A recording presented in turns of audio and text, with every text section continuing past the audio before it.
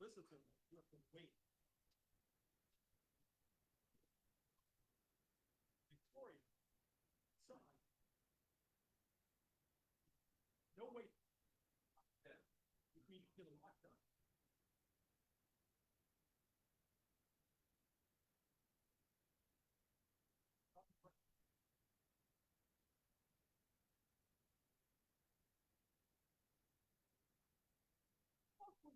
Well, I would say BC, well, would be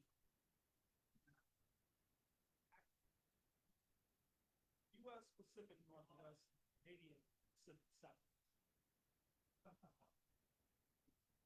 Although I've noticed there, they call BC Pacific Northwest.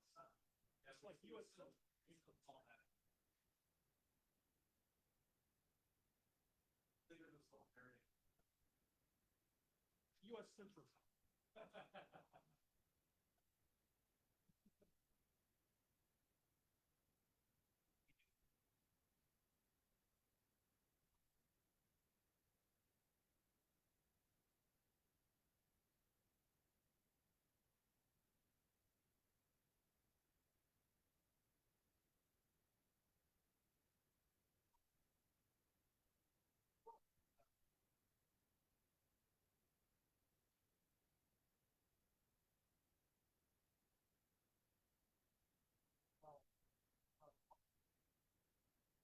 I'm hungry for this.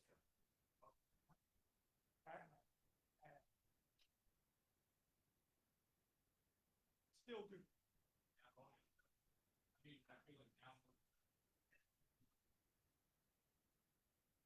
Hungry.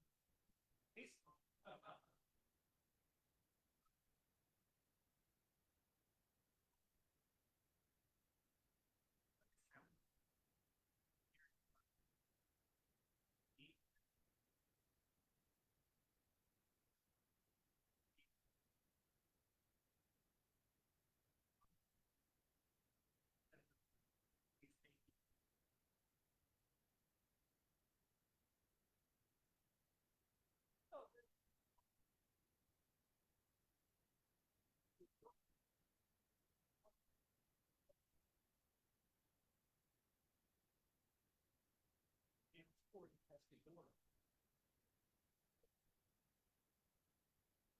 That's where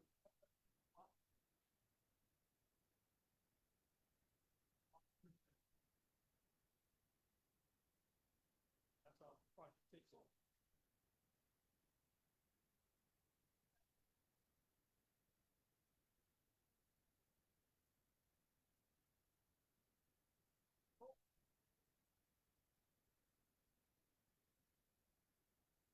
That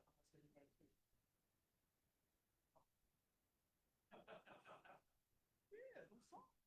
Yeah.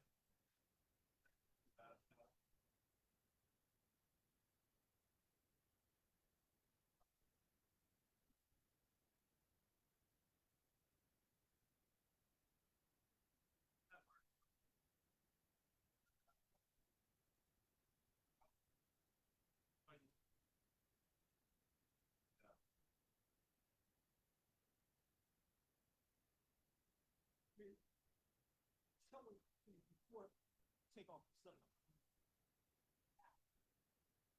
So the Hudson Bay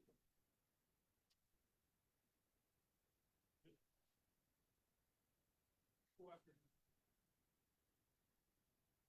states, go after the whole, liquidate the whole community.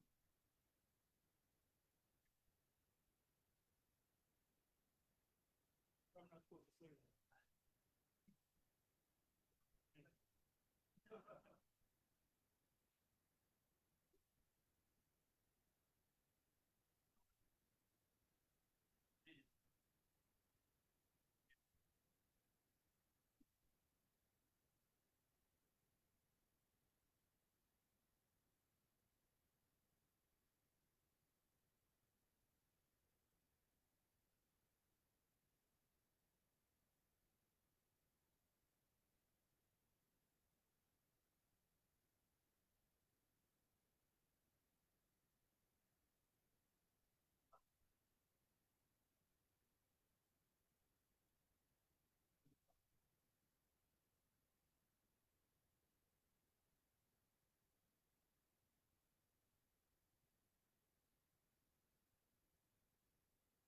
I'll go get them.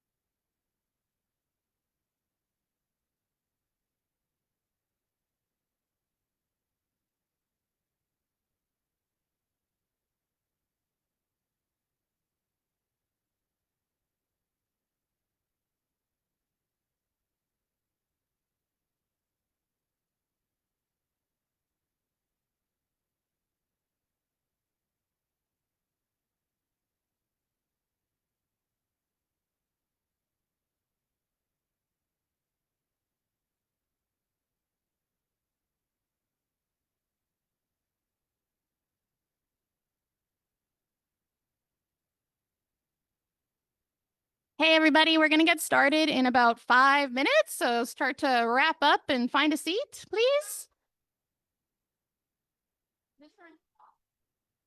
Start things off here.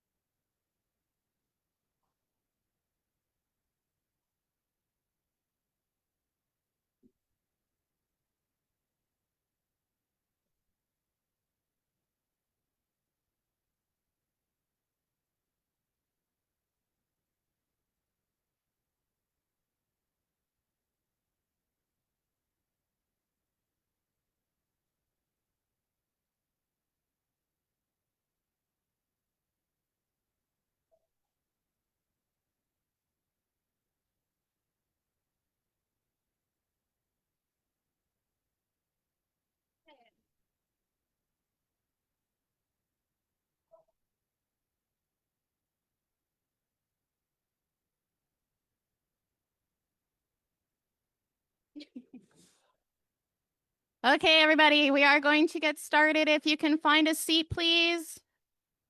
Thank you so much. I'll give you all a minute.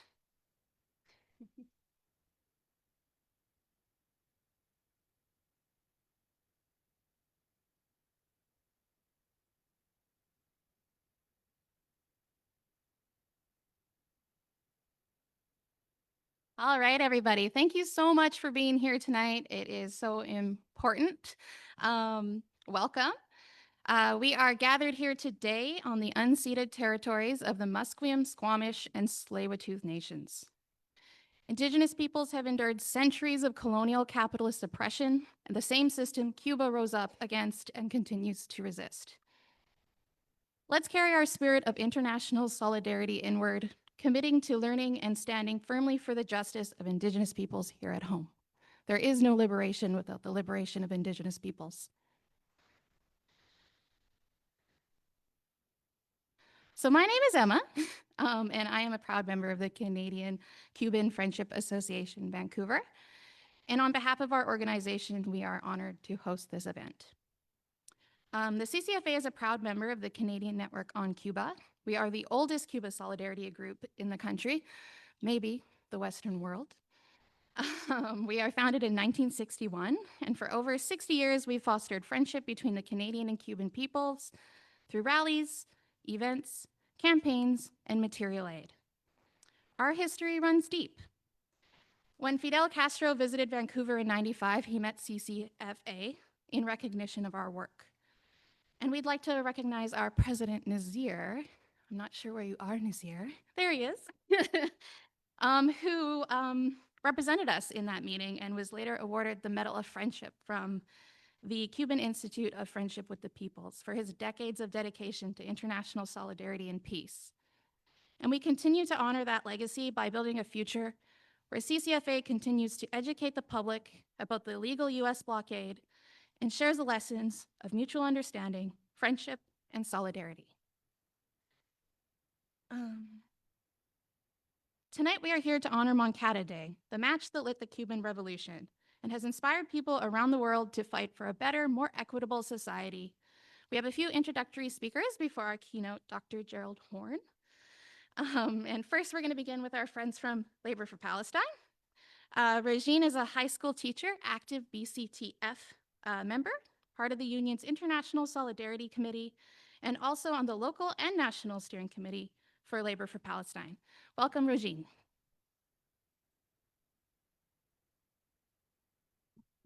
Hi, everyone. Okay. Hi, everyone. I'm happy to be here. Thank you, Emma, for your introduction, and thank you for having Labor for Palestine bring greetings at this important event, celebrating the victories and achievements of the Cuban Revolution, successes that continue to inspire working and oppressed peoples around the world today. As mentioned, my name is Rosina Mahdi. I'm a teacher, an active member of the BCTF, and proud to organize with Labor for Palestine. Earlier this year, I actually had the opportunity to visit Cuba on behalf of my union, and what I witnessed was nothing short of remarkable. Despite the brutal and criminal US sanctions and embargo on Cuba, Cuba has managed to build some of the strongest public infrastructures in the world, especially in education and healthcare. Even more inspiring is how workers and unions are integrated into Cuba's political system.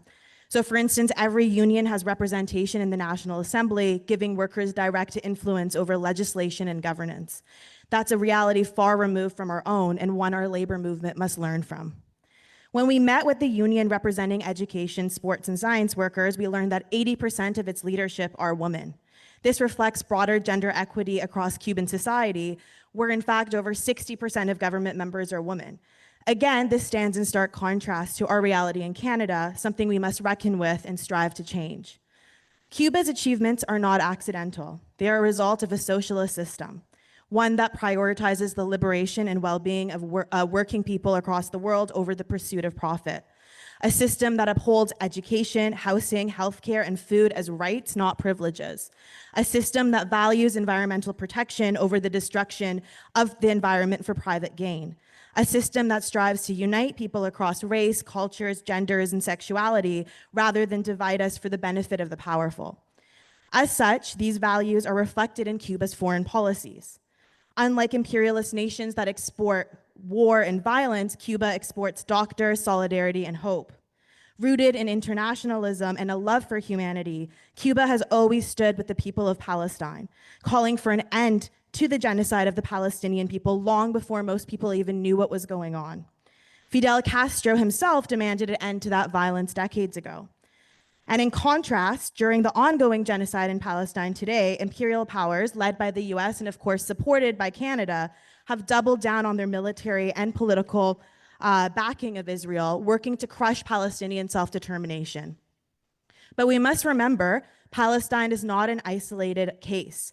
The current genocide is part of a much broader imperialist project. From Iraq and Afghanistan to Libya, Syria, Iran, China, Korea, Cuba, Nicaragua, and Venezuela, we see the same pattern. Nations and peoples who resist imperial domination are targeted, destabilized, and punished. The erasure of Palestine from the map is no accident. It has been a long-standing goal of Western powers seeking economic and strategic control over the Middle East. And it is no coincidence that the only two countries that consistently vote to maintain the US embargo on Cuba are the US itself and Israel. Therefore, the same forces actively supporting the genocide of Palestinian peoples are the same forces that have been attempting to destroy the Cuban Revolution and socialism for decades. And Canada is not innocent either. As mentioned, it remains one of Israel's closest allies militarily, politically, and economically. This alliance is unsurprising given Canada's own colonial foundations and its ongoing displacement of Indigenous people. In fact, Canada's reserve system directly influenced both South African apartheid and Israel's regime of occupation and segregation.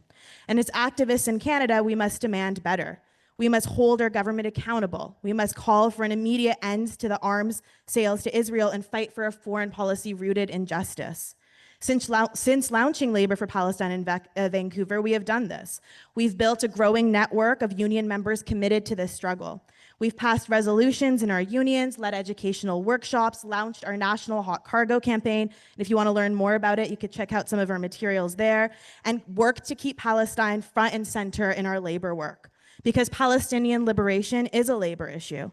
We must take inspiration from Cuba's example of internationalist solidarity. We must push our unions to rise to the moment, to support boycotts, raise awareness, and answer the call from Palestinian workers for global solidarity, just as workers did in the fight against South African apartheid, which Cuba also stood strongly against. In fact, some Canadian factories developing weapons or sending off weapons directly from Canada to Israel are unionized. And that's why we launched our hot cargo campaign. So unions refuse to handle any goods that are directly enabling the genocide. And as the saying goes, an injury to one is an injury to all. The Cuban people have lived by that principle since the start of their revolution, and we must too. Despite decades of imperialist aggression, Cuba has never backed down. It continues to fight for its right to sovereignty and for a world where people and the planet come before profit. And Palestinians do the same. In the face of military occupation and genocidal violence, they resist with courage and dignity. And we in Canada have much to learn from both. So I want to end with some words by Fidel Castro himself. He said, "Why should some people walk barefoot so that others can travel in luxurious cars? Why should some live only 35 years so that others live to 70? Why should some be miserably poor so that others can be immensely rich? I speak on behalf of the children in the world who have no bread.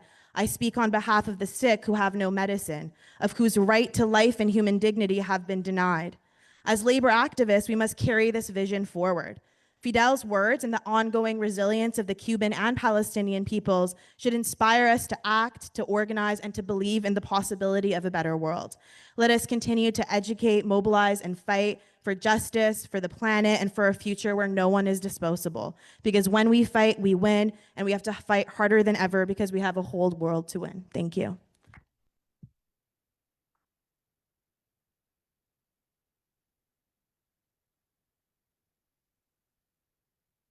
Thank you, Rogine. Next, we have a member of the executive of the CCFA and longtime Cuba and labor activist, George Gadora. George will be sharing with us a poem he wrote about Moncada Day. Give it up for George.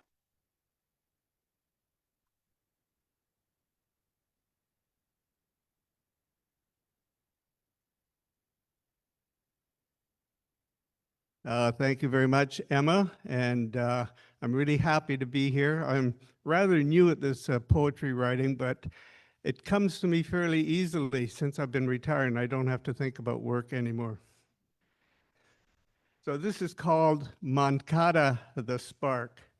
Before the dawn had broken, before the sun burned through July's haze, a handful of hearts marched into the lion's den and into history.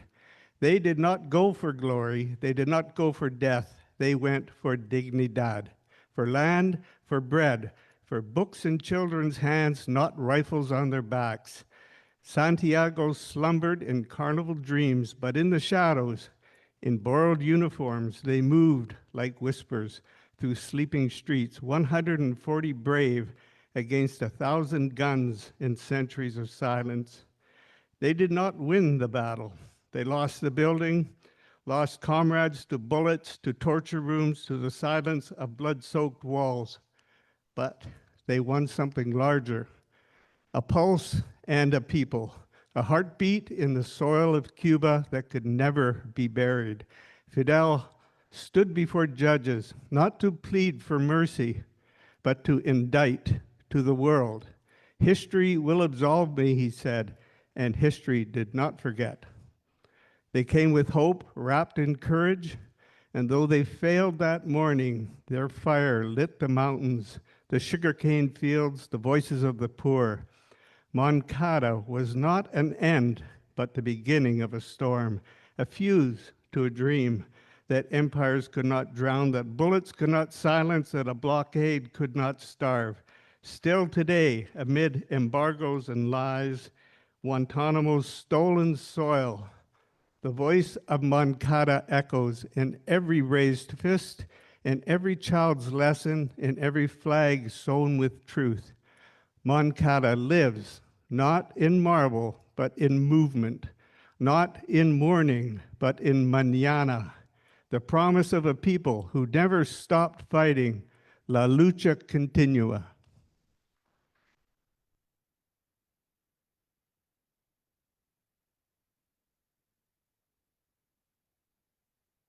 Thank you, George. Next, we have a speaker from Co-Development Canada. CoDev is an incredible organization who builds partnerships between Canadian unions and groups with organizations across Latin America to promote friendship, solidarity, and social justice. Please welcome Nadia.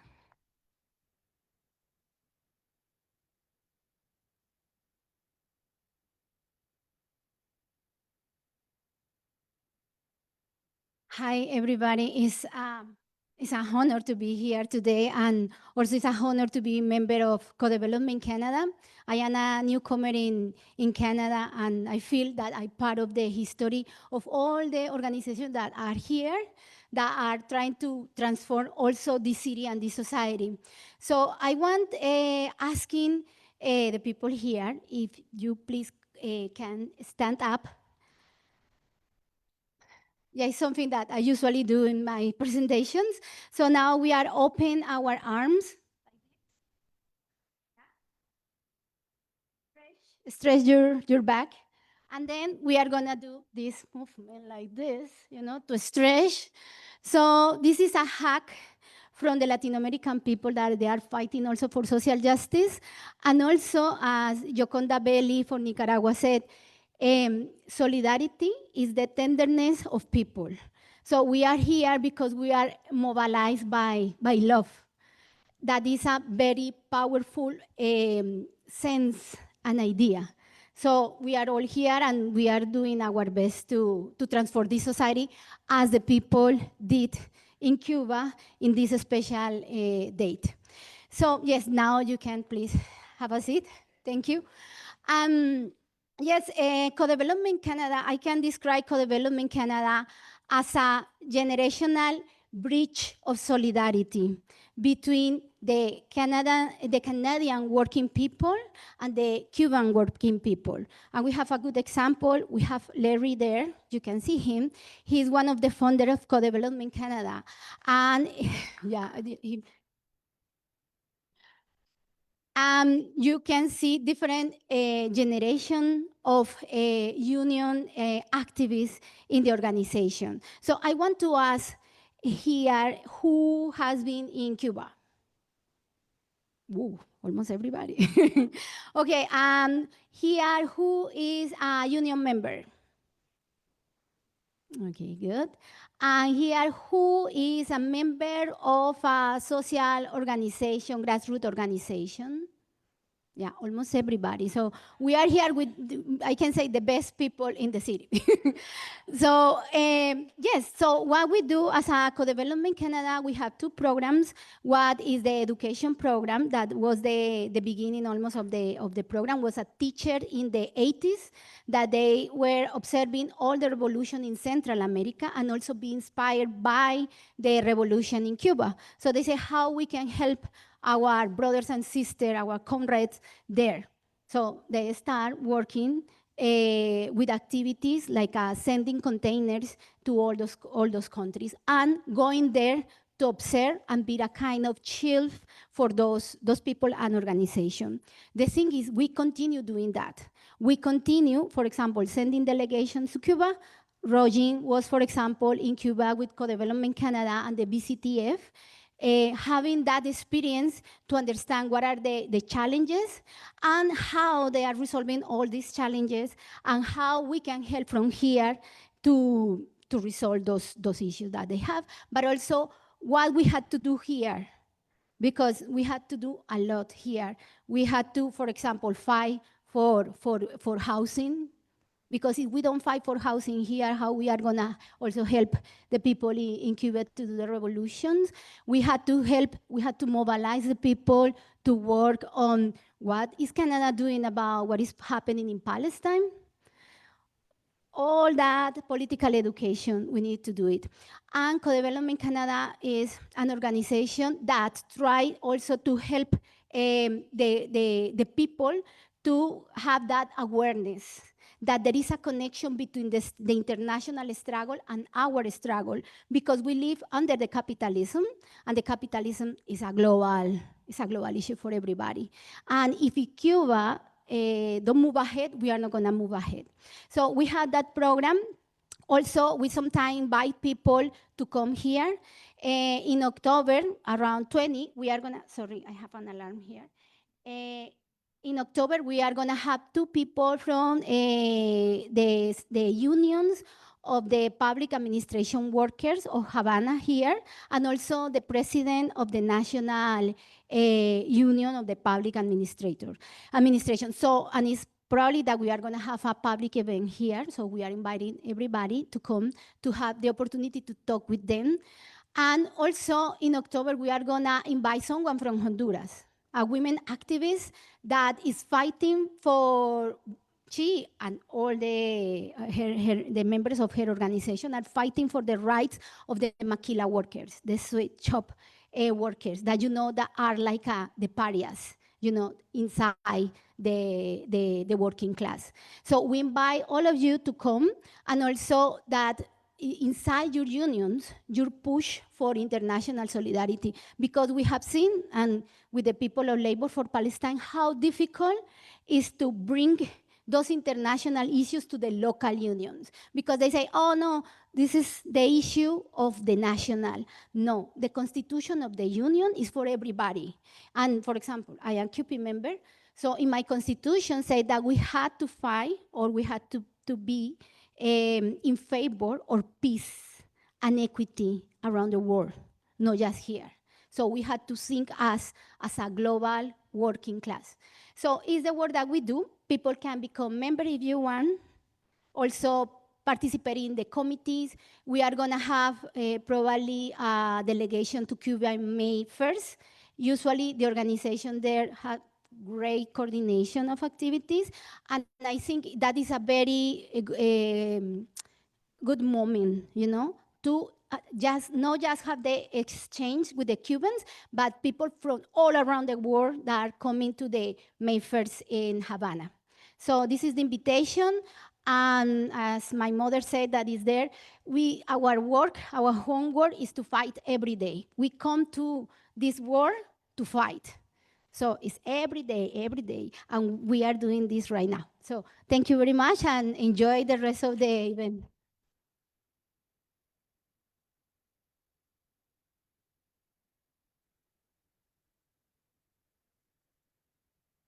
Thank you. Um, and next, we have our last introductory speaker. We have Negan, an executive member of the CCFA, as well as a member of the planning committee of the annual Che Guevara Volunteer Work Brigade. He's going to be sharing us his experience on the brigade this past May. Welcome, Negan.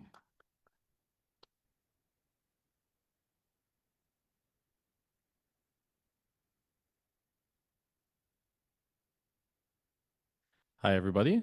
My name is Negan Juniper. I'm Satu Dede and a member of the Delaunay First Nations. And yeah, like Emma mentioned, I'm also a executive member of the Canadian-Cuban Friendship Association, Vancouver, and I'm on the planning committee for the Che Guevara Volunteer Work Brigade. Earlier this year in May, I had the privilege of taking part in the 31st annual Che Guevara Volunteer Work Brigade, which is facilitated by the Canadian Network on Cuba and their partners, the Cuban Institute of Friendship with the Peoples, or ECAP. Yeah, I'm happy to share here today a little bit of an overview and history of the brigade and a few of my experiences in Cuba, with a focus on our time touring the Cuban healthcare system. So the Che Guevara Volunteer Work Brigade was first launched in 1993 and has brought hundreds of individuals from Canada and beyond to Cuba to learn about the country, work alongside its people, and witness the impacts of the illegal U.S. blockade. As mentioned previously, the brigade is organized in collaboration with ECAP, offering participants a first-hand look at the achievements and challenges of the Cuban Revolution. Despite media portrayals of Cuba as a failing state, the brigade highlights the resilience of the Cuban people, who have thrived despite 65 plus years of the blockade, achieving remarkable advancements in education, healthcare, global humanitarian efforts, and more, such as sending more doctors abroad than any other nation. The brigade serves two key purposes: demonstrating Canadian support for Cuba's struggle to maintain its independence and providing Canadians with an opportunity to understand the dynamic realities of Cuban life.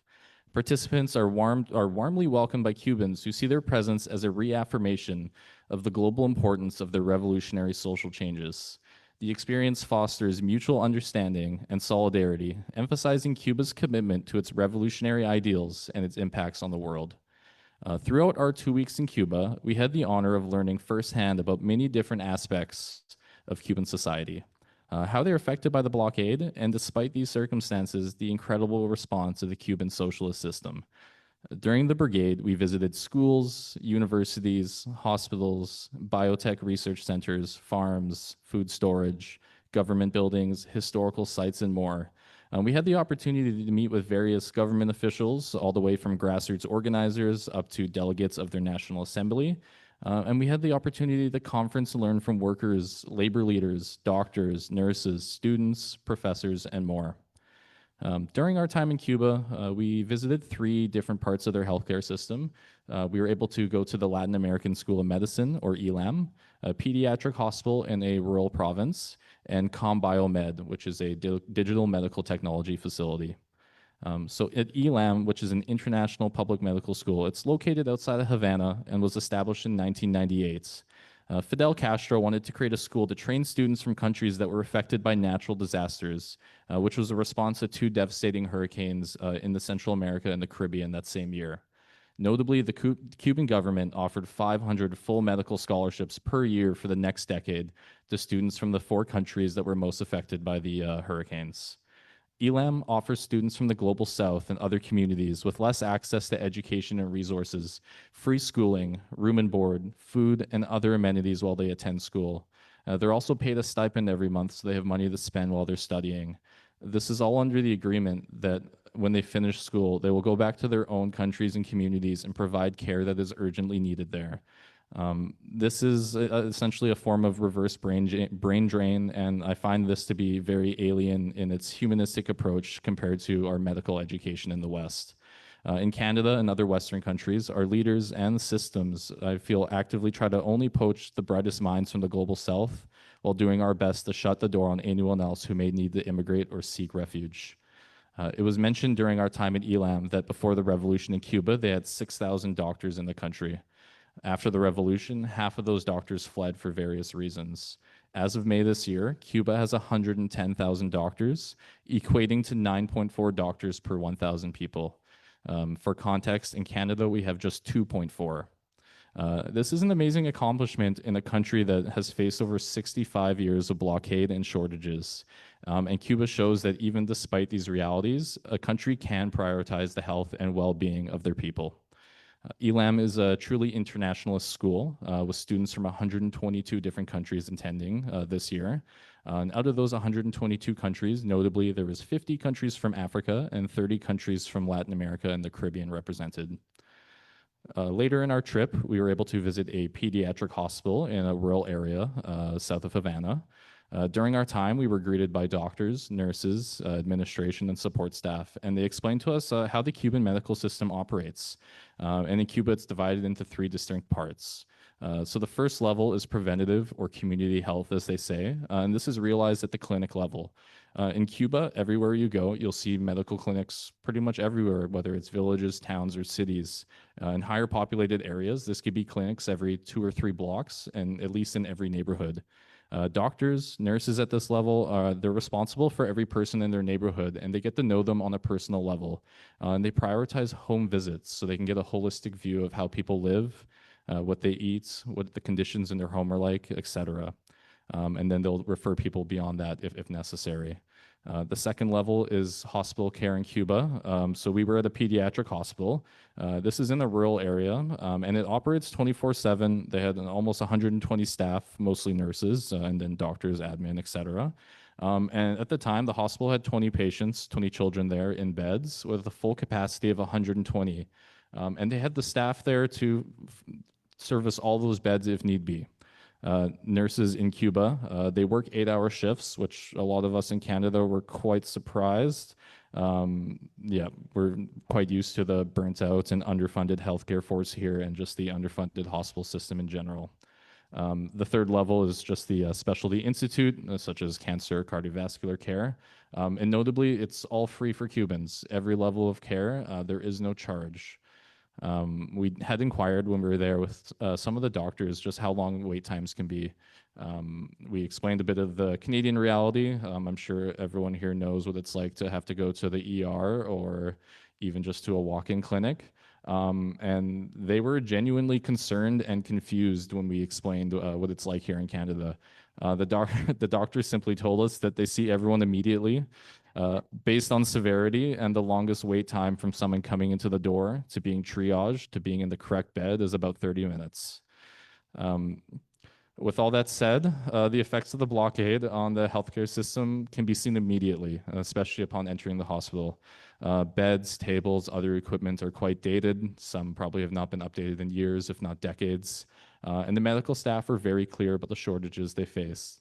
It can be very difficult, if not impossible, to source parts to repair machines, upgrade different infrastructure, and acquire specialty medicine. Specifically at this hospital, because of the blockade, they are not able to procure antibiotics or anticonvulsive medicine, resulting in children with epilepsy in Cuba suffering needlessly. Finally, we were able to tour a CombBiomed. It's a medical biotech research center founded in 1969, and they are a leader in national and international markets for certain technologies there. Despite the blockade and the shortages on access to international markets, they've made advances in patient monitoring, defibrillators, fetal heartbeat detectors, electrostimulators for ulcer healing, and more. All products are assembled domestically. However, some advanced parts they aren't able to source parts for, such as chips, motherboards, etc., which they have to try to buy internationally. Because of the blockade, they don't have consistent access to parts, fuel, and other necessary materials for their jobs. Salaries for their employees are not as good as what would be expected in this field. And it can lead to a lot of young and educated people choosing to work in foreign countries for better pay. Access to markets and buyers are also unpredictable, with future sales and production capacity not being guaranteed. For example, last year they were able to secure about 6,000 international orders for one of their technologies, But because of the arbitrary state-sponsored terrorism list designation by the US, they can't confirm consistent orders in the future. As well, with the US's de facto control of the international SWIFT payment system, it means that the US can block and punish any countries and organizations that try to do business with this company and with Cuba in general. The false and arbitrary inclusion of Cuba on the state-sponsored terrorism list prevents them from contacting certain manufacturers, forcing them to go through intermediaries. And they sometimes can't even contact these intermediaries as well.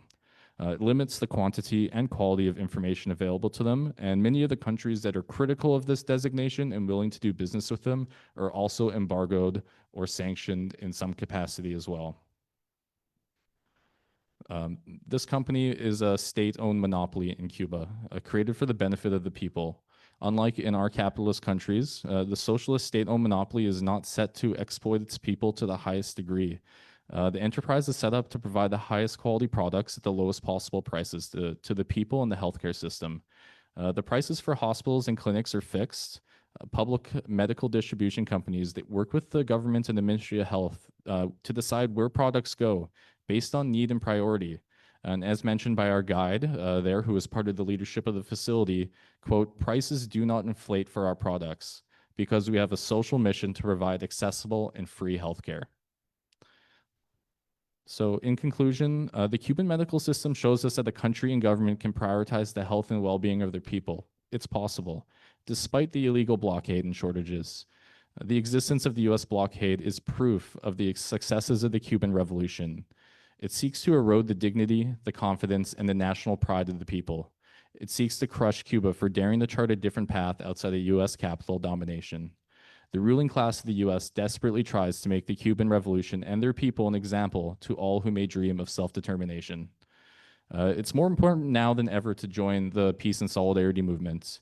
We need organized and motivated people to link this struggle with the many other struggles faced by working Canadians today, whether that's Palestinian solidarity, Indigenous, women's, 2S LGBTQ+, labor, and other movements. We must educate our friends, neighbors, coworkers, and community about the true Cuba and the reality of the blockade. We need to pressure our local and national politicians to stand up for Cuba and to push for a Canadian foreign policy that is independent from the US and NATO and built on peace, friendship, and mutual cooperation. If anyone is interested about going on the brigade in the future, please feel free to ask me questions. I'd be happy to connect. You can also sign up at the CCFA table if you'd like to be notified when the 2026 brigade is announced. I will just end here with a quote that we had heard from a Cuban official during our trip, summing up the importance of international solidarity. Quote, "We must be clear that the problem is the US's rejection of socialism. It defines the US aggression against Cuba. The blockade benefits those who make profits, the politicians, and the US economy. Cuba stands because it combines its own sovereignty with the sovereignty of the oppressed worldwide. Promoting dignified peace and sovereignty is our defense against imperialism. People who do not uphold their sovereignty are doomed to be an appendix of empire." Thank you.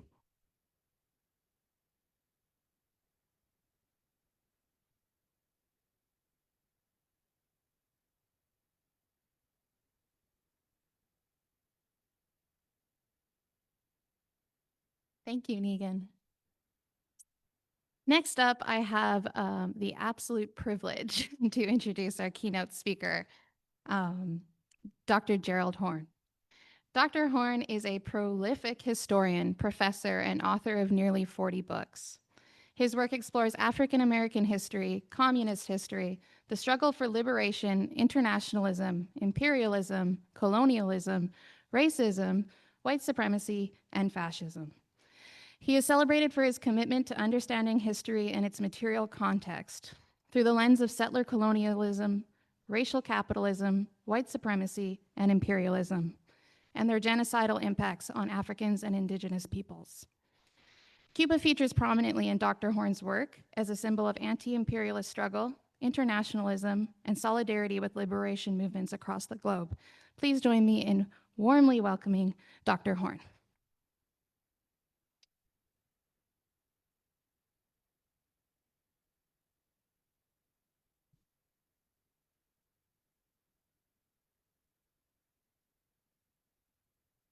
just take me a second to set up here.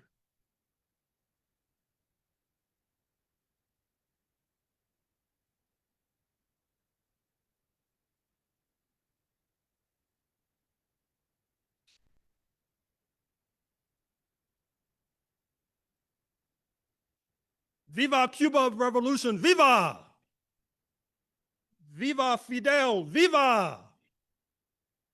Viva Raúl, viva! Viva Miguel Diaz-Canel, viva! Viva the Friendship Association, viva! Thank you for inviting me to this important event and the hospitality I've been shown thus far. I am particularly thrilled to be here in Canada as I realize I am walking in the footsteps of the great First Nations warrior Sitting Bull, who was exiled north of the US border after he and his comrades wiped out US military forces led by the bloodthirsty George Custer. I am particularly thrilled to be here in Canada as I realize I'm walking in the footsteps of Mary Ann Shadd, born in Delaware in the antebellum unlimited slavery era, who fled to Ontario, where she became the first Black woman publisher in North America and the first woman publisher in Canada, producing a tidal wave of progressive, radical, and anti-slavery propaganda. Ontario has been essential to our movement. It was there in 1858 that the late, great John Brown and his heroic comrades planned their monumental armed rebellion against slavery in the United States. Again, it was in Ontario in 1905 that the legendary Pan-Africanist, communist, and intellectual W.E.B. Du Bois organized a terrifically profound gathering to plot an ultimately winning strategy against US apartheid or Jim Crow. I am particularly thrilled to be here in Canada, the birthplace of the piano wizard Oscar Peterson, the Maharaja of the keyboard, born in Montreal in 1925 and not passing away until the early 21st century.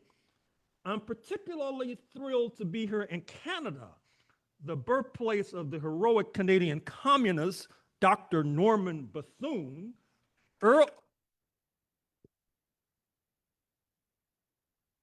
early advocate of socialized medicine, who developed an innovative mobile blood transfusion unit where it was desperately needed during the heyday of the anti-fascist movement in Spain in the 1930s, then took his immense skills to China, where he was eulogized by Mao Zedong himself when he died tragically in 1939.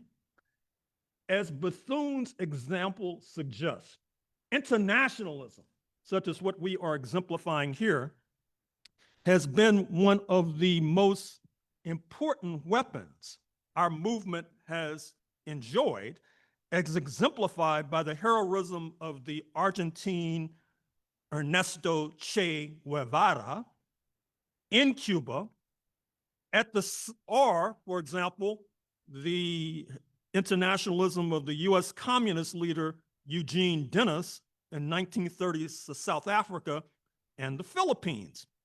Today, I am urging our Canadian friends and comrades to lend a hand to our besieged movement south of the border.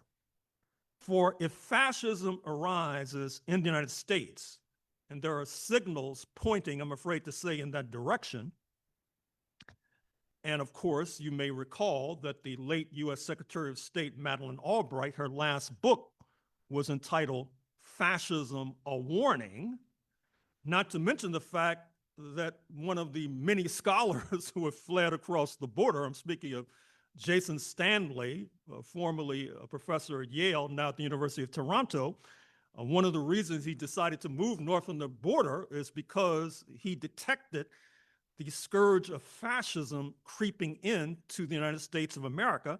And I dare say that I agree with him. And of course, if that nightmare scenario erupts, it would be akin to living next door to a house on fire. And you would be naive to think that you could escape the flames if your neighbor's house is on fire. So we need help. And I'm sure that that help will be lent to us. In other words, I am here today to remind you of what you likely already know. The threat by the tangerine tyrant in Washington to make Canada the 51st state also reminds us of the commonalities between Cuba and Canada for the kind of, quote, economic force, unquote, that US imperialism is now wielding against this country in order to attain its illegitimate goals, bears an eerie resemblance to the blockade of socialist Cuba, also designed to attain an illegitimate goal. What this means is that objectively, our movement needs to engage with Ottawa in terms of enhancing solidarity with Cuba and in terms of the stated goal of reorienting trade away from US imperialism, intensifying commercial relations with the island of socialism. I would also add that in light of the deteriorating relationship between US imperialism and Brazil, that is to say that with the tangerine tyrant threatening a tariff war against this South American giant because of its attempt to prosecute the coup plotter and neo-fascist himself, Jair Bolsonaro, that Brazil should also be enlisted in this budding coalition designed to thwart the illegitimate goals of US imperialism. Obviously, Ottawa should not neglect Mexico, which in the 1820s once threatened to invade Cuba to overthrow enslavement of Africans, and today, like Canada, is being threatened by US imperialism up to and including military bombardment. In other words, there are profound historic reasons for Ottawa to join an anti-imperialist and hemispheric bloc spearheaded by Havana, but also including Brasilia and Mexico City. These profound reasons also include the unavoidable reality that US expansionists for centuries have sought to liquidate Canadian sovereignty. This is the import of the 1812 War, which eventuated with the torching of Washington, D.C., a conflagration joined in by enslaved Africans who then fled on British vessels to Trinidad and Tobago, where their descendants continued to reside. After that war, US imperialism had not learned this lesson. For 30 years later, one of the tangerine tyrant's favorite presidents, speaking of James K. Polk, ran a campaign principally upon the Trumpian slogan of 54-40 or fight. That is to say, the US intended to seize what is now BC, all the territory south of Alaska, then controlled by Russia, or at least claimed by Russia, including the land on which we are now sitting. And I dare say that that ambition from 160 years ago has not been thwarted, or it has not disappeared. That is to say, that ambition to this very day. This ambition unleashed one of the most complex battles First Nations have endured on this continent. For they had to confront, that is to say, Washington had to confront, when confronting First Nations, they not only accused the Hudson Bay Company, just diving into bankruptcy in 2025, they accused the Hudson Bay Company and the British of aiding the First Nations south of the border, but they also accused the Russians of doing the same. They accused, speaking of the Yankees, the Catholics of aiding the First Nations.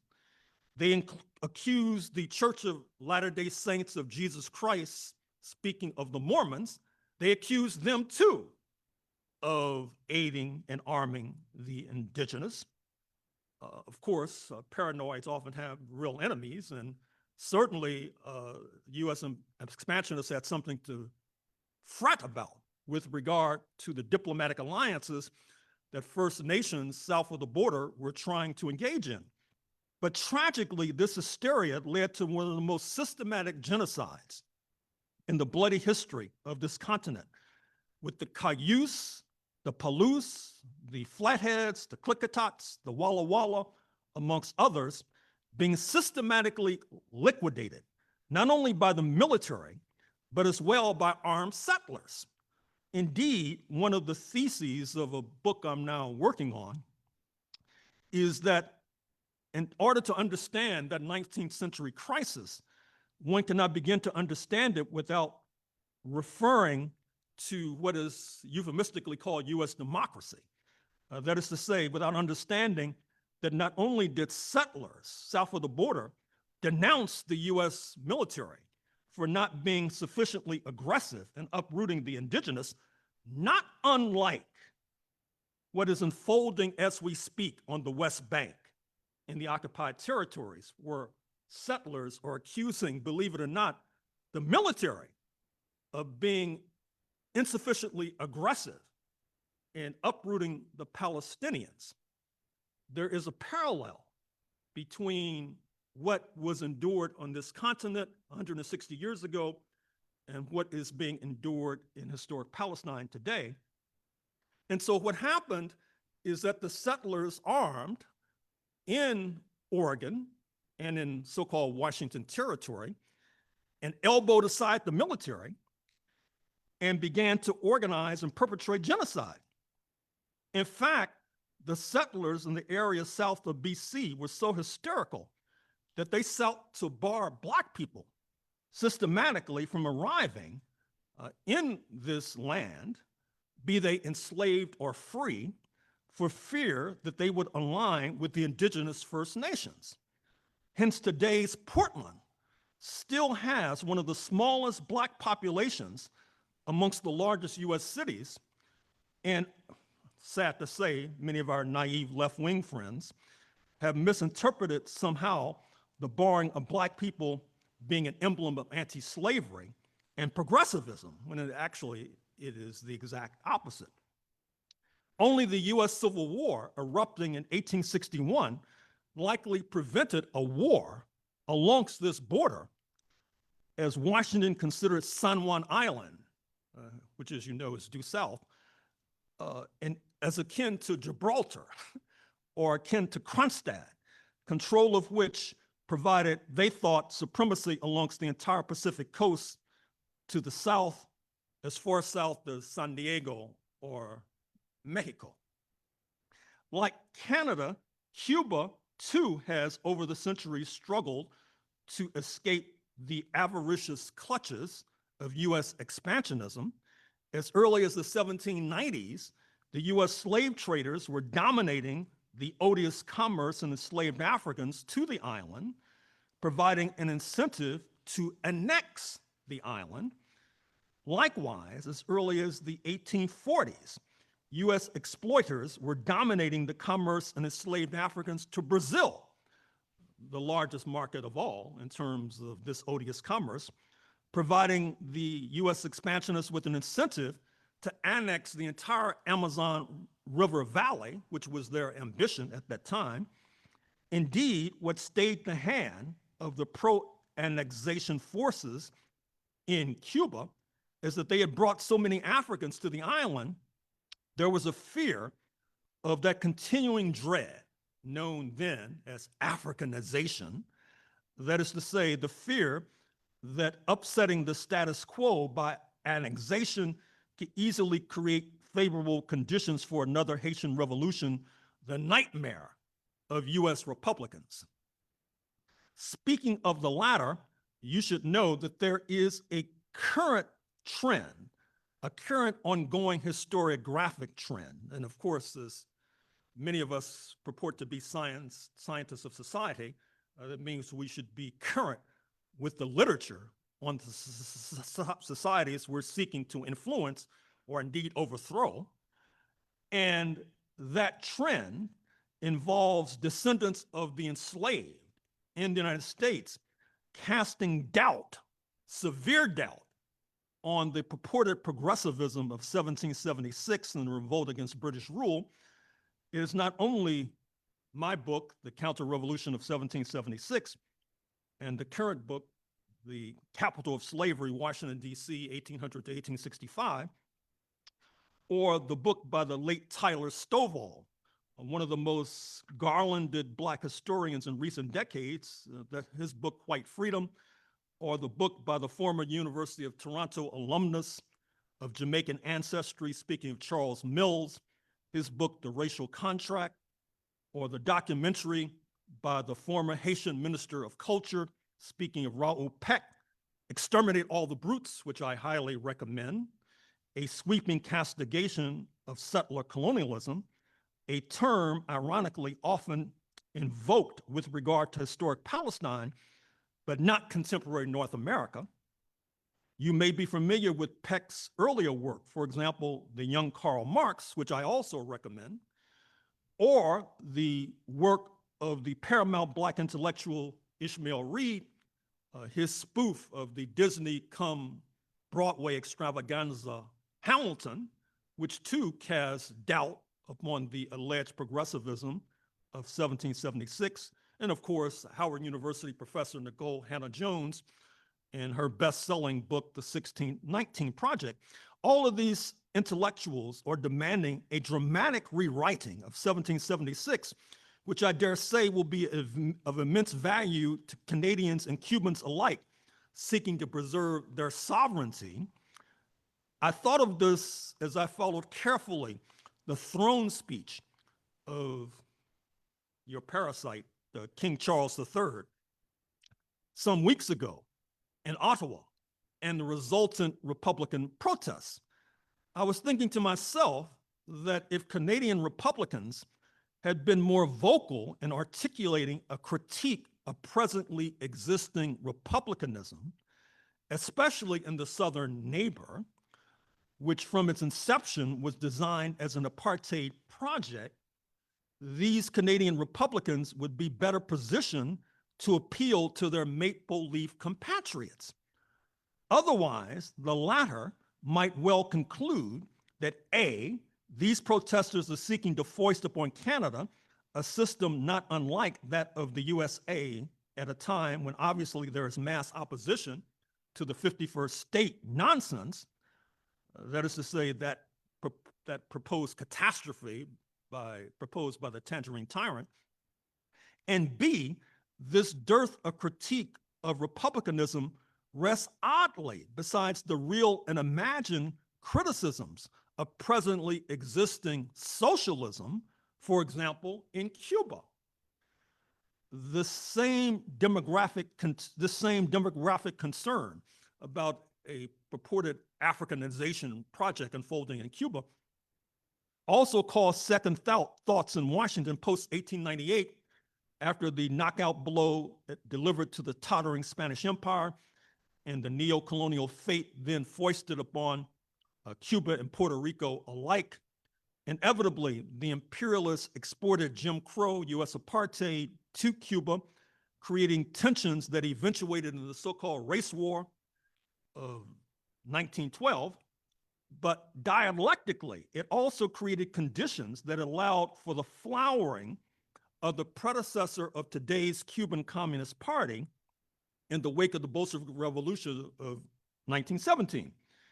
African leadership was a hallmark of this pre-1959 party, which in a sense allowed the July 26 movement, the Moncada movement, to escape the kind of dedicated attention that, for example, Black real and suspected communists in the United States, such as Paul Robeson, the Trinidad-born Claudia Jones, received post-1953 as they embodied the dual threat of the Black Scare and the Red Scare, the two scares haunting the imperialists and the expansionists in Washington, D.C.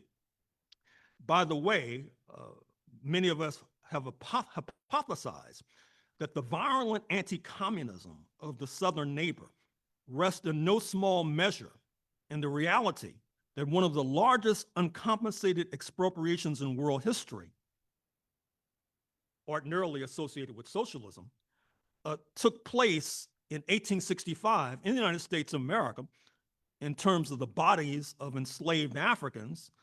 That property in the billions of dollars was expropriated without compensation to the enslavers. With such expropriations now not only associated with socialism, but helping to create a material basis for the violent anti-communism that has characterized US imperialism and has complicated mightily the relations between the United States and Cuba. Analyzing the latter trend sheds light on Washington's miscalculation of the import of the Cuban Revolution, miscalculations that led to the debacle of the Bay of Pigs invasion of 1961, an early attempt to overthrow the regime, and the crisis of October 1962, the so-called Cuban Missile Crisis, where this small planet teetered on the brink of extinction because of US imperialism seeking to wield maliciously the nuclear sword. That's not all. Some of you might recall Operation Northwoods, a proposed false flag operation that originated within the Department of Defense or the Pentagon in 1962. The proposals call for CIA operatives to both stage and commit acts of terrorism against US military and civilian targets, blame them on the Cuban government, and use these schemes to justify a war against Cuba. The possibilities detailed in the document, including the remote control of civilian aircraft, which would be secretly repainted as US Air Force planes, a fabricated shoot down of a US Air Force fighter aircraft off the coast of Cuba, the possible assassination of Cuban immigrants, sinking boats of Cuban refugees on the high seas, blowing up a US ship, and orchestrating terrorism in US cities. Fortunately, this harebrained scheme was vetoed at the last minute, but what it should do is give you an indication of the desperation and the hysteria, which is yet to dissipate, and if we're not careful, can rear its ugly head once more.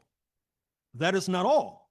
You may be familiar with the documentary film, which I again recommend, 638 Ways to Kill Castro, detailing the ever more extreme measures to liquidate the leader of the Cuban Revolution, from exploding cigars to poison milkshakes. Canada should familiarize itself with such malignant schemes as you enter an era of the so-called 51st state mania, wherein you, by the admission of the tangerine tyrant, will be subjected to, quote, force, unquote, in order to attain atrocious goals, among which is seizing Canadian water, natural resources, not to mention foisting upon you the bloodstained plans of the health insurance industry of the United States of America. If you think you have inadequate health care today, wait until this 51st state proposal takes hold, and you'll be looking back nostalgically at July 26, 2025. In 1975, the worst nightmares of US imperialism came into fruition when Cuba dispatched thousands of troops to the battlefields of southern Angola to foil a CIA and apartheid invasion designed to block the coming to power of the still in power MPLA movement in Luanda, Angola. About 13 years later, in the Battle of Quito Cunavale, Cuban troops, assisted by African troops as well,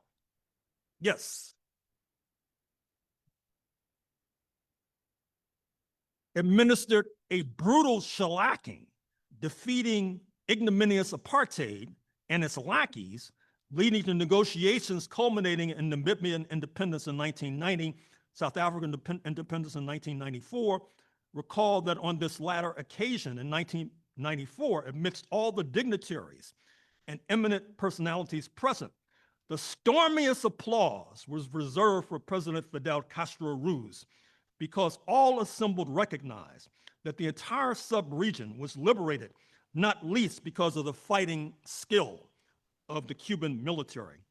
However, it was not just Cuban soldiers who had been contributing mightily to global peace and security. Since 1963, over 600,000 Cuban health workers, doctors, nurses, surgeons, amongst others, have provided medical care globally. One of their first missions was to Algeria shortly after independence in 1962. About a decade and a half ago, Cuban medics were pivotal in addressing cholera in Haiti and Ebola in West Africa. During the severe COVID-19 outbreak in Lombardy, Italy, Cubans sent medical teams. But as they say appropriately in the United States, no good deed goes unpunished. U.S. imperialism is now pressuring Caribbean nations in particular concerning their hosting of Cuban medics, a diabolical measure denounced by regional leaders. Prime Minister Keith Rowley of Trinidad and Tobago reminded once and all that, quote, "We could not get through the pandemic without the Cuban nurses and the Cuban doctors," end quote, as he termed the U.S. maneuver as, quote, "unacceptable," unquote. He was echoed by Barbadian Prime Minister Mia Mottley, who called the U.S. position, quote, "unfair and unjustified." Of course, U.S. hospitals are terribly understrained as we speak, not least because of the Republican Party's attack on healthcare, and it is not offering to replace Cuban medics with U.S. health workers if they are successful in pressuring Caribbean nations to expel Cuban health workers. And that brings us to the Copernican changes in the global correlation of forces that bespeak the ongoing crisis of U.S. imperialism, complemented and exemplified by the rise of the BRICS, Brazil, Russia, India, China, and South Africa. Indeed, this demagogic propaganda about making Canada the 51st state, not to mention intensified pressure on socialist Cuba, is a reflection of the accelerating decline of Washington, which seeks to compensate for its real and imagined losses at the expense of Ottawa and Havana, not to mention Greenland and Panama. This crisis is also reflected in the massive increase in the budget of the Immigration and Customs Enforcement Authorities, or ICE, which spells ill for both Cuba and Canada. Already alarming reports have been received about undocumented Cuban workers being shipped first to Djibouti in East Africa, then to South Sudan. Others have been shipped to an uncertain fate in the nation recently known as Swaziland in Southern Africa. Then there is 49-year-old Canadian national Johnny Noviello perishing in U.S. custody in Florida at the hands of the immigration authorities as we speak. Paula Callejas of Quebec is one of a number of Canadians held on suspicious grounds by U.S. immigration authorities.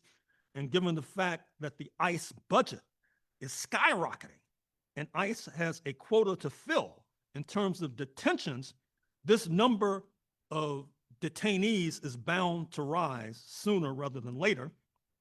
Already a record 57,000 are currently being held by ICE, a 46% increase since Trump came to power in January.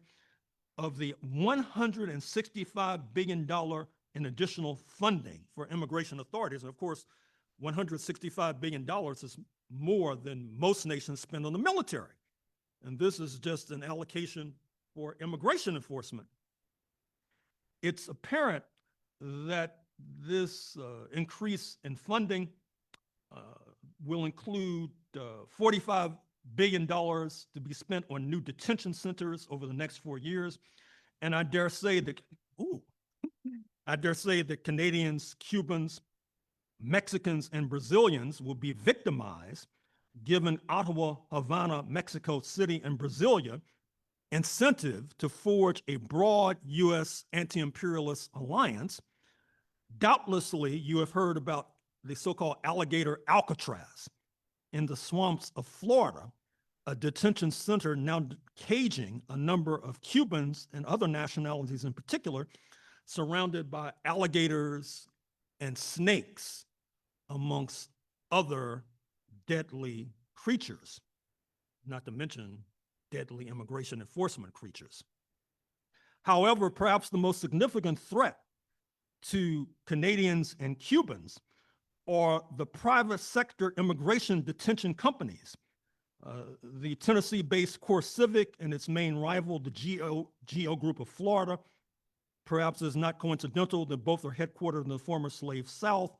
GEO Group received $1 billion from immigration detention contracts in 2024 alone, 42% of its revenue and more than double what it was in 2015. The goal for these two giants, these private detention facility corporations, and their other capitalist competitors, including LaSalle Corrections and others too numerous to mention, are seeking to have 100,000 slots available for detainees, that is to say, immigrants, to be locked up, perhaps shipped to Africa, South Sudan, et cetera. With overall US crime rates dropping, private prison companies are turning from private prisons to immigration detention centers in order to maintain profitability, a direct threat to Canada and Cuba alike. And just as aircraft seek to fill every seat rather than taking off with empty seats, immigration detention centers have a similar philosophy. One facility of GEO Group in California has seen its numbers soar from 3 to more than 1,200 in recent months, with inadequate medical care, ghastly food, and worse. The foregoing should suggest to you that if your neighbor's house is on fire, it would be ridiculous to ignore the flames. In sum, we of the beleaguered United States of America are seeking solidarity, not only on behalf of Cuba, but on behalf of ourselves. And of course, we have come, as my introductory remarks suggested, we have come to rely heavily upon solidarity from Canada, particularly during the unlimited era of slavery, for example, where you stood tall. We expect you to stand tall once again, and we particularly expect you to stand tall at the U.S. Consulate at 1075 West Pender Street in Vancouver. A perpetual picket line there would send a powerful signal, a picket line raising up the question of illegal detentions of immigrants, the illegal blockade of Cuba, the harsh maltreatment, particularly of Haitian migrants in the United States of America. Speaking of Haiti, whose earth-shaking revolution preceded that of Cuba by a mere 155 years to the day, all of us sincerely interested in freedom should recognize the unpayable debt of gratitude we all owe, but particularly the working class, to this nation. This successful revolt by the unpaid sector of the working class, which impacts the wage rates and working conditions of working people throughout the hemisphere.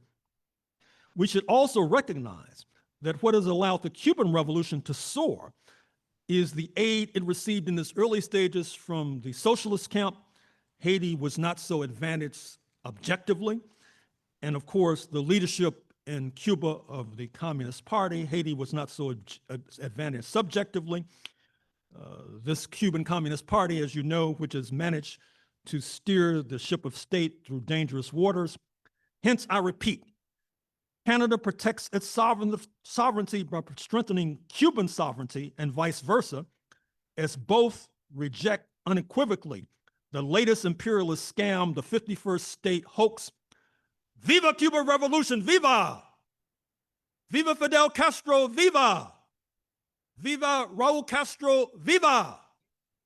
Viva Miguel Diaz-Canel, viva! Venceremos!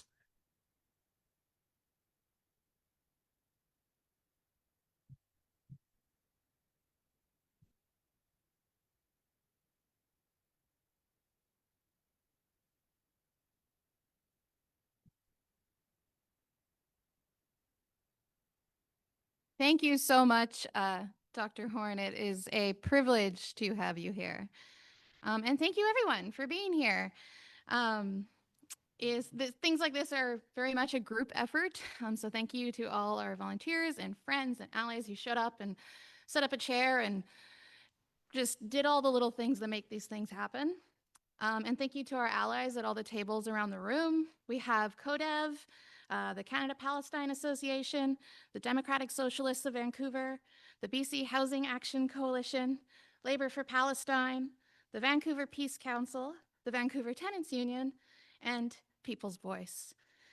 Please, we have some time now for you all to come and see some of these wonderful organizations. We are stronger together. Please take time to do it. We also have time set aside for anyone who has books they'd like signed by Dr. Horne or just want to ask him a question. Will be set up here in the front. We also have information about where to find his newest book.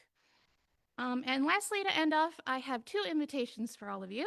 There is an after party tonight. So after this, once we wrap up, we will all be heading over to the Center for Socialist Education at 706 Clark Drive. Please come join us, have some drinks. We also want to invite you all to our monthly rally to end the brutal, illegal blockade on Cuba. We do this monthly, and it happens to be tomorrow. We do this in partnership with the Vancouver Peace Council, and it is tomorrow at noon to 1 p.m. at the Commercial Broadway station. Maybe we need to move it to the consulate. But thank you everybody for being here.